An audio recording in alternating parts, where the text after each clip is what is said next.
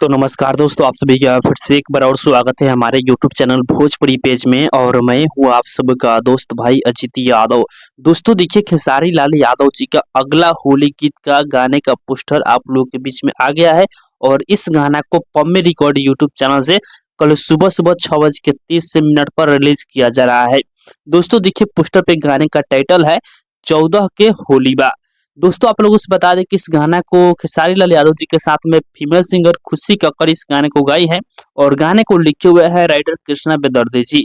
गाने में यदि म्यूजिक की बात किया जाए तो म्यूजिक बना है विकास यादव जी, जो कि इस गाना को कल 12 तारीख को सुबह 6:30 पर पम्मे रिकॉर्ड यूट्यूब चैनल पे आप लोगों के बीच में डायरेक्ट वीडियो सॉन्ग रिलीज किया जा रहा है।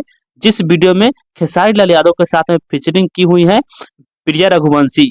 तो आप लोग कल सुबह तैयारी के इस गाने का सुनने के लिए। गाना बहुत ही जबरदस्त गाना होने वाला है।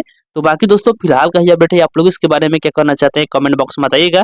और इसी के साथ हम इस वीडियो को समाप्त करते हैं। अभी तक इस वीडियो को लाइक नहीं किया तो लाइक कर दीजिए, और इस चैनल पर पहली बार आया है तो सब्सक्राइब भी कर लीजिएगा, क्योंकि इस चैनल पर भोजपुरी इंडस्ट्री का हर एक अपडेट सबसे पहले आप सभी को मिलेगा।